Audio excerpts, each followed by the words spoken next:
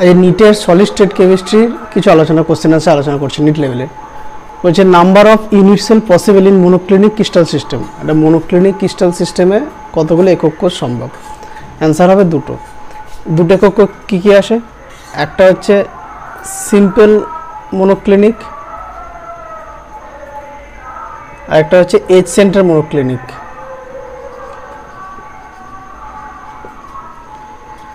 Age centre monoclinic, এই দুটো monoclinic system আছে।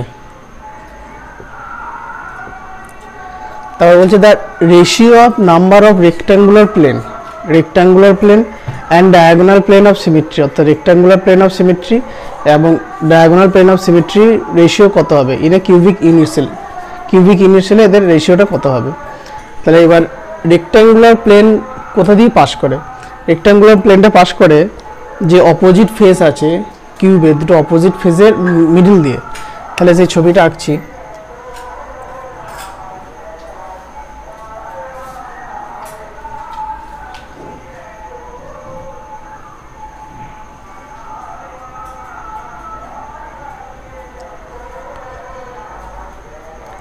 ধরো এটা একটা মাঝামাঝি পজিশন,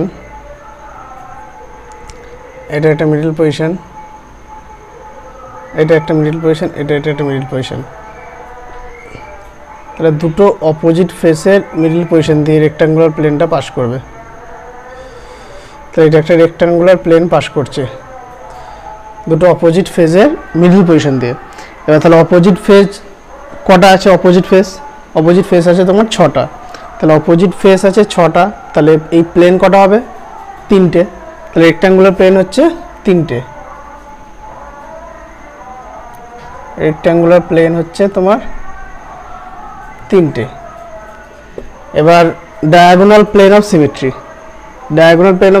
কোথা দিয়ে পাস করবে? এবার ছবিটা আঁকলেই ব্যাপারটা ক্লিয়ার হয়ে যাবে।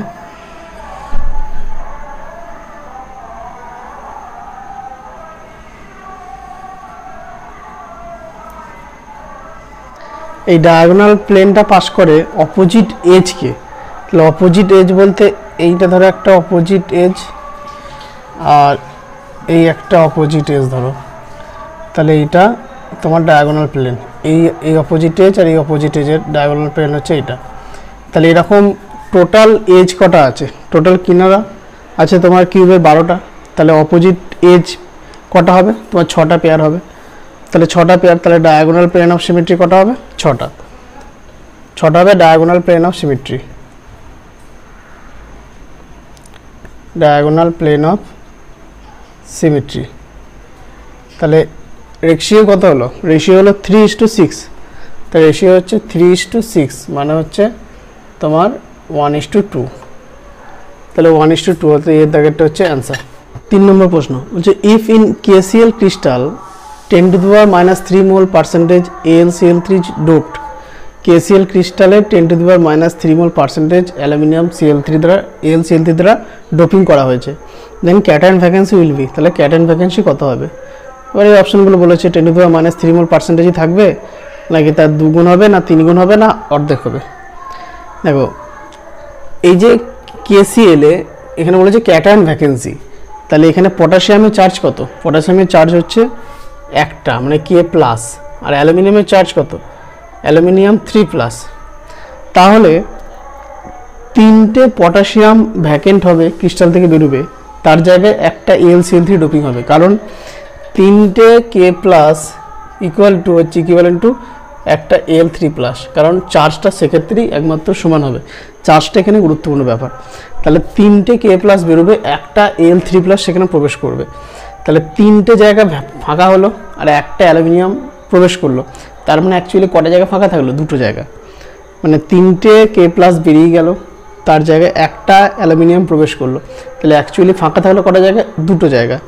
তাহলে AlCl3 ডোপিং করা হচ্ছে এত, তার মানে ফাঁকা কত থাকবে? তার ডবল, মানে 2 × 10⁻³ মোল পার্সেন্টেজ জায়গা হচ্ছে ফাঁকা থাকবে।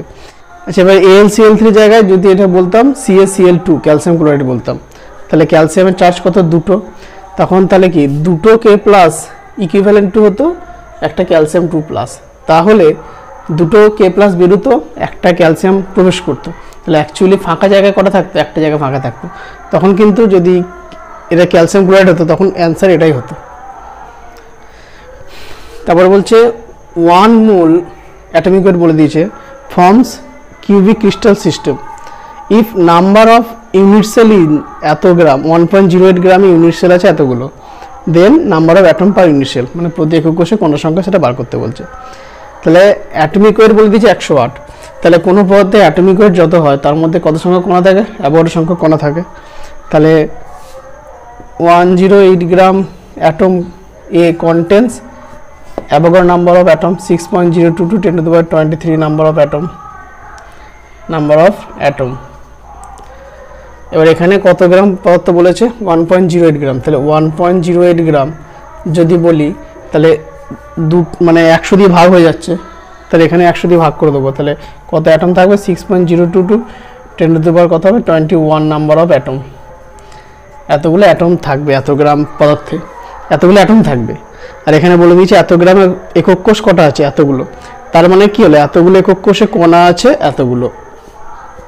তাহলে এতগুলো একক কোষে কণা আছে এতগুলো, তাহলে একটা একক কোষে কটা কণা সেটা জানতে চেয়েছে। তাহলে 1.5057 10⁻21 number of unit cell contains তোমার 6.022 10⁻21 নাম্বার অফ অ্যাটম। তাহলে এতগুলো নাম্বার অফ ইউনিট সেল, এতগুলো অ্যাটম আছে।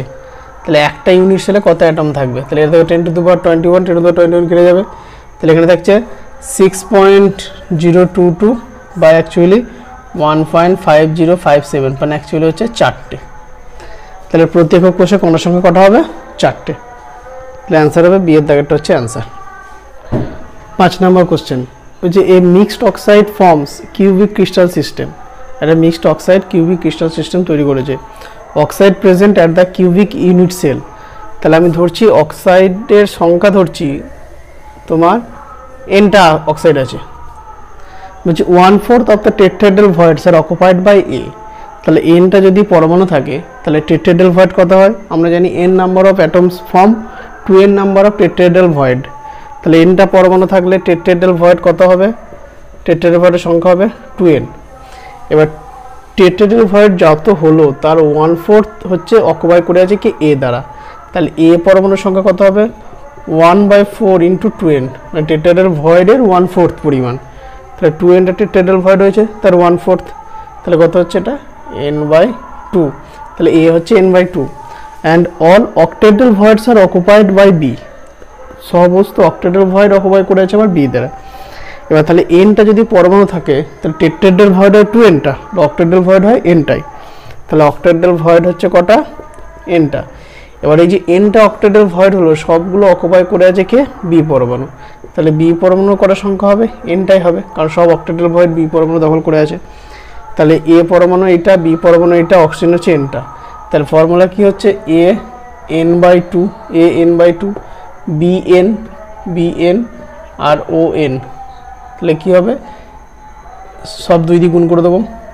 তাহলে এটা হবে a n, n দিয়ে 2 দিয়ে গুণ করে দেবো এবং n দিয়ে ভাগ করে দেবো। তাহলে এর সাথে 2 দিয়ে গুণ করলে কেটে যাবে, n দিয়ে ভাগ করে দেবো। তাহলে এ থাকবে, এটার সাথে কি থাকবে, n দিয়ে ভাগ, 2 দিয়ে গুণ b2 আর ও এর সাথেও তাহলে o2। তাহলে a b2 o2 এটা হচ্ছে ফর্মুলা। তাহলে এই সি এর দাগেরটা হচ্ছে অ্যান্সার, অক্সাইডটা। তারপর 6 নম্বর প্রশ্ন কি বলছে, an element crystallizes in a BCC lattice. BCC ল্যাটিসে ক্রিস্টালাইজ করেছে। বলছে নিয়ারেস্ট নেবার্স মানে কাছাকাছি দূরত্ব, অ্যান্ড নেক্সট নিয়ারেস্ট নেবার্স তার পরবর্তী কাছাকাছি দূরত্বের অফ দ্য এলিমেন্ট, তার এলিমেন্টগুলোর সংখ্যা কত কত হবে। তাহলে এটা ছবিটা আঁকি একটু, এটা কি বলতে এসে দেখি।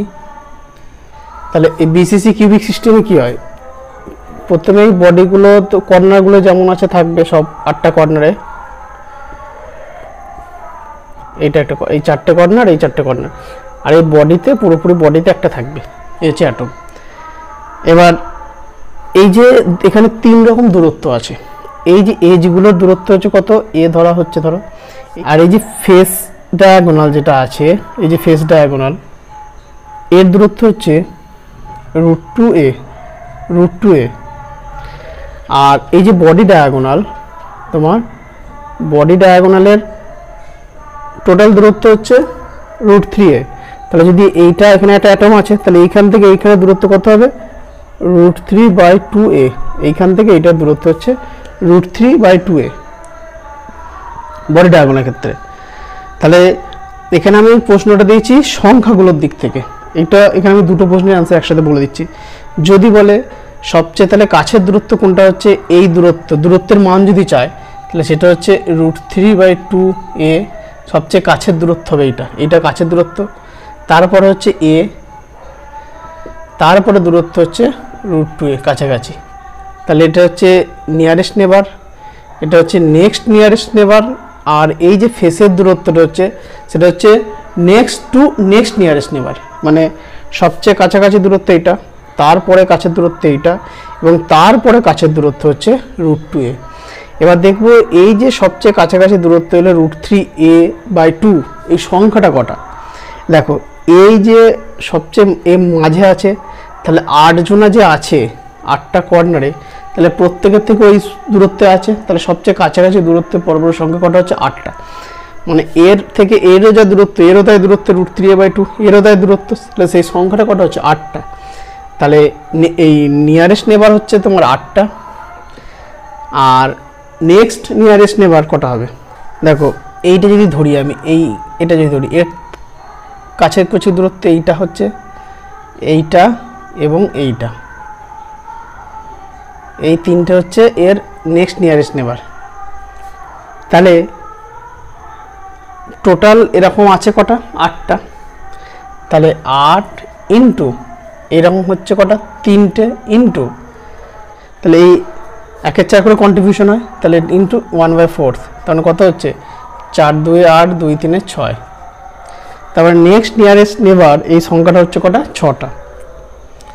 আর নিয়ারেস্ট নেবার হচ্ছে 8টা। তাহলে অ্যান্সার হবে 8 আর 6, তাহলে বি এর দাগেরটা হচ্ছে answer. The radius of divalent cation M2+ is 94 pm মানে picometer, and of divalent anion X2- is 146 pm 146 picometer. Thus M2+ X-2 has এর স্ট্রাকচারটা কার মতো? Rock salt structure, rock salt মানে ইনিশিয়াল স্ট্রাকচার, জিঙ্ক বেলের structure, অ্যান্টিফ্লোরাইড না BCC, CaCl caesium ক্লোরাইডের মতো structure. আর দেখো এখানে এই যে স্ট্রাকচার বলতে গেলে কি, ক্যাটায়ন আর অ্যানায়নের রেশিওটা রেডিয়াসের, তাহলে R+/R- এটা বার করতে ভ্যালুটা, তাহলে আর 94/146 সমান 0.6438। তাহলে R+ আর R- এর রেশিও হচ্ছে 0.6438। তাহলে এই যে রেডিয়াস রেশিওটা, সে রুল অনুযায়ী কি এর কোঅর্ডিনেশন নাম্বার হবে কত? 6। কোঅর্ডিনেশন নাম্বার হবে 6, মানে 0.414 থেকে 0.732 পর্যন্ত যদি R+/R- এর ভ্যালু হয়, 414 থেকে 0.732 পর্যন্ত, তাহলে কোঅর্ডিনেশন নাম্বার হয় 6। এবার দেখো রক সল্ট বা ইনিশিয়ালের কোঅর্ডিনেশন নাম্বার হয় 6, তাহলে এটা হচ্ছে স্ট্রাকচারটা কার মতো হবে? ইনিশিয়ালের মতো বা রক সল্টের মতো।